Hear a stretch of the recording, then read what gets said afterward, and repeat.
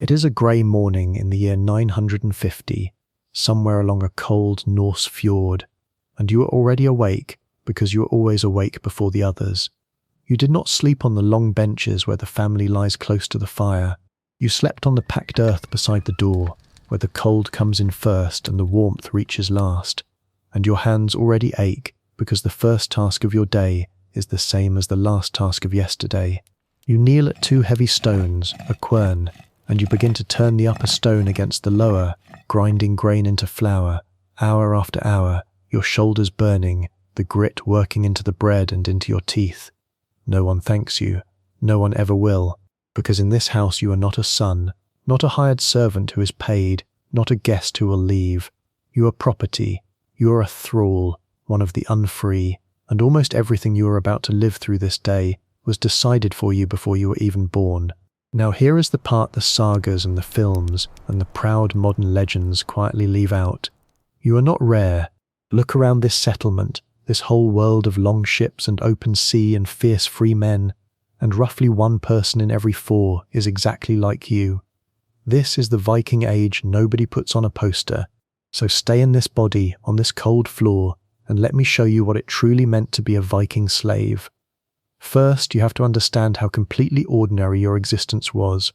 We picture the Vikings as a nation of free warriors, and that picture is a lie of proportion.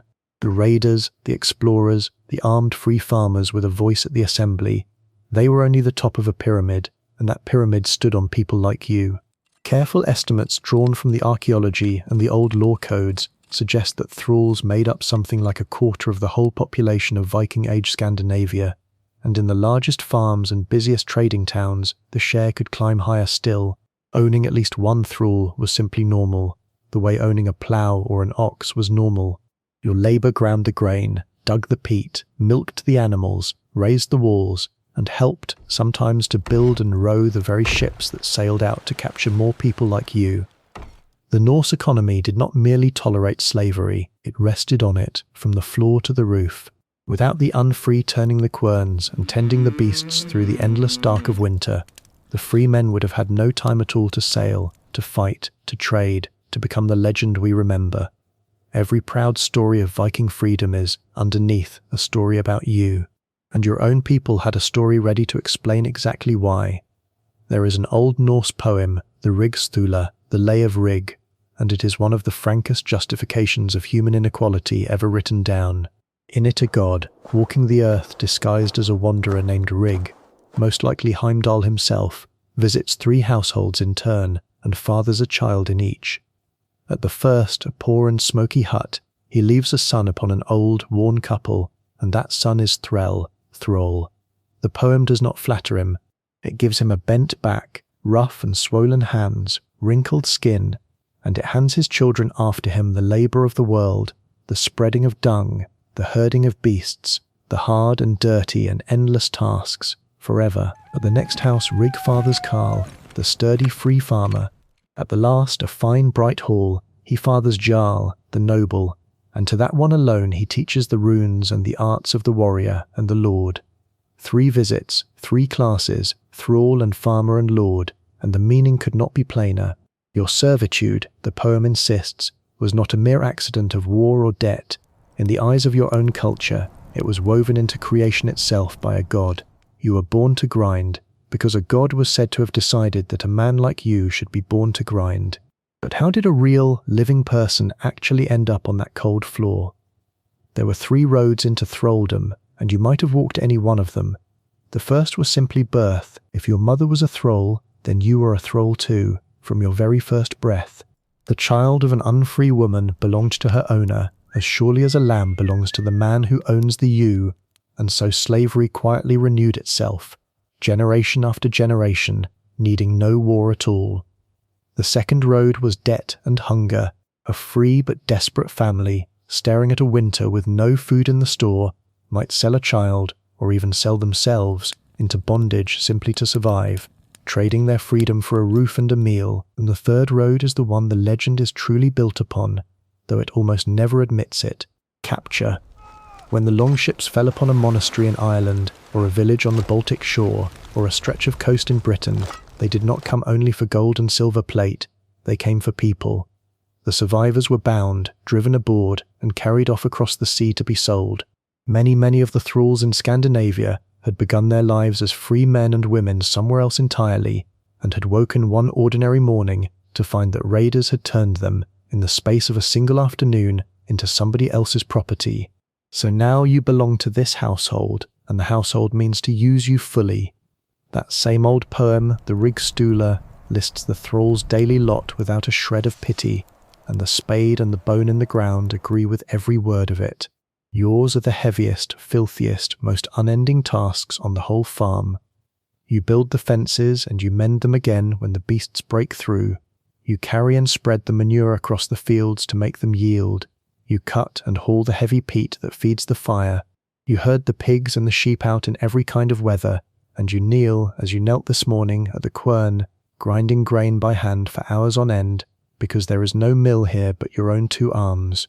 Your food is the poorest in the house, the scraps and the leavings, the coarse and the burnt. Your clothes are the roughest undyed wool, patched and patched again, until little of the first cloth remains. You rise before everyone, and you lie down after everyone, and the turning seasons bring you no feast of your own, only different flavours of labour, the sowing and the harvest and the autumn slaughter and the long grinding dark. This is not the story of one unusually cruel master. This is the ordinary, expected, everyday shape of a thrall's whole life, and most who lived it from childhood to an early grave, and through the whole of it you had almost no protection at all, because in the eyes of the law you were barely counted as a person. A free Norseman had a wergild, a man price, a fixed sum his kinsman could demand if he were killed, a formal measure of his worth as a human being. You had none.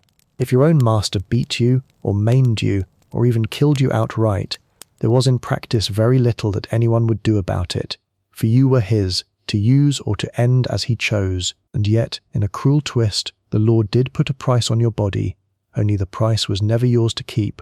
If a different man killed you, he had to pay compensation, not to your family, not to your memory, but to your owner, for damaging his property.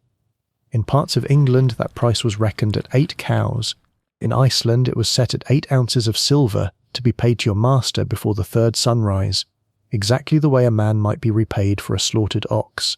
The old Icelandic law code, the Gragas, written down long after your time, is full of such careful, chilling rules about the unfree, spelling out precisely what you were worth and what could lawfully be done to you. A thrall could be branded, given away as a gift, handed over as part of a bride's dowry, or even staked and lost in a game, passed from hand to hand like any other possession, and the cold ground itself still remembers. Archaeologists have lifted iron shackles and neck collars out of Viking Age sites at Birka in Sweden and Trelleborg in Denmark, hard rings of metal shaped for human necks and human wrists, the plain hardware of a truth the heroic sagas would very much prefer not to sing. For you were never only a worker, you were also a commodity, and one of the most valuable things the Norse traded in. This is the engine that the raids were truly built to serve. The captives seized across Europe were funneled into a vast market in human beings that reached from Ireland all the way to Central Asia. From the town of Dublin, founded and run by the Norse, people were shipped south and sold on into Moorish Spain. From Hedeby, on the narrow neck of Denmark, and from other northern ports, they were carried east instead, down the great rivers of Russia along the Volga road, to be sold to wealthy Muslim merchants in exchange for the one thing the Norse craved above almost all else: silver. Arab silver coins, dirhams, flowed north by the tens of thousands, and archaeologists still dig them from buried hoards on the island of Gotland and right across Sweden, a glittering fossil record of a trade in people that ran for more than 200 years. A single, healthy young captive could be worth many times the yearly earnings of a free labourer, and whole fortunes in the north were quietly founded on the buying and selling of men, women and children.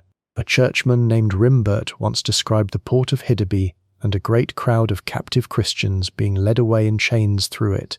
Among them was a woman who sang psalms aloud to show that she had once been a nun, and whom he managed to free only by trading away his own horse. That is what you were on the worst day of your life, not a soul with a name, a price measured out in coins and cattle and horseflesh. And yet, thraldom was not always a sealed and hopeless tomb.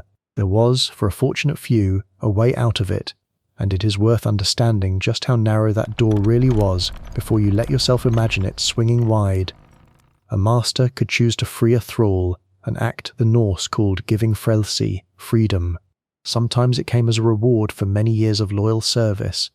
Sometimes a thrall who was permitted to earn a little on the side could, slowly, over a lifetime, buy back his own liberty coin by coin.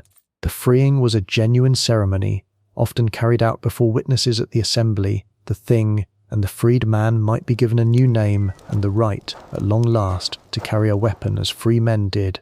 He gave what was called a freedom ale, a feast to mark his changed standing before the community, and with that he became a leisingi, a freedman. But here is the heavy catch. A freedman was not truly, fully free. He still owed loyalty and service to his former master, still had to take that master's side and even vote as he wished at the assembly, and he could not simply walk away and begin again as any man's equal. The long shadow of ownership clung to his family for generations after him. It could take 2 lifetimes or more before his own descendants were finally counted as fully free. Freedom for a thrall was almost never a door flung suddenly open. It was a chain slowly lengthened, one link at a time, across whole lifetimes. But there was one last thing that could be demanded of a thrall, and it is the darkest turn in this entire story, because it reached beyond the edge of life itself. In the year 922, an Arab envoy named Ahmad ibn Fadlan was travelling among a band of Norse traders, the people he called the Rus, on the banks of the Volga, when one of their chieftains died. He stayed to watch the funeral, and afterwards he wrote down, carefully, everything he had seen. The dead man was to be burned in his own ship, surrounded by his weapons and his wealth, and so the household went among his slaves and asked which of them would agree to go with him into death. A young slave girl said that she would.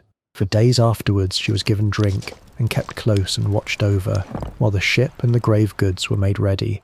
And on the final day, dressed and adorned for the occasion, she was brought to the ship, and there, by the hand of an older woman the Norse called the Angel of Death, her life was taken, and she was laid down beside her master to burn with him.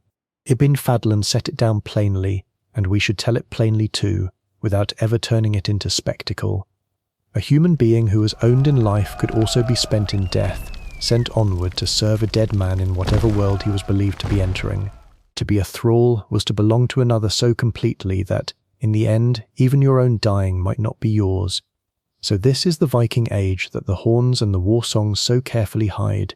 For every free farmer with an axe on his shoulder and an opinion at the thing, there stood very nearly a person like you, kneeling at a quern, spreading dung across a field, cutting peat from a bog, counted and traded in silver and cattle, and sometimes carried off to a market 1,000 miles from home. And here is the strangest, saddest awe of the whole thing. The free men left us their sagers, their carved memorial stones, their great ship graves heaped with treasure. You, the quarter of the population who did the grinding and the hauling and the herding, left us almost nothing at all, no poems in your own voice, few graves marked as yours, barely so much as a name. History wrote you in as a background, a tool, a line in a law about compensation, and yet everything that the free world built, every daring voyage, every prosperous farm, every buried hoard of gleaming eastern silver, rested squarely on your bent and aching back. So the next time you hear the word Viking and picture only freedom and adventure and the open sea, remember the other, quieter truth standing just behind it in the smoke. That freedom was carried, quite literally, on the shoulders of the unfree. On a cold morning in the year 950, you woke on the bare floor beside the door, turned the heavy stone with your 2 aching hands, and held up an entire civilization, and almost no one, then or in all the centuries since, ever thought to learn your name. So tell us, down in the comments below, which part of this stayed with you the most? That a god was said to have made the thrall, that a murdered slave was paid for like a head of cattle, or that we still know so little about the very people who did so much? Because the real past, when you finally look at it, is almost never the tidy one the legends chose to remember.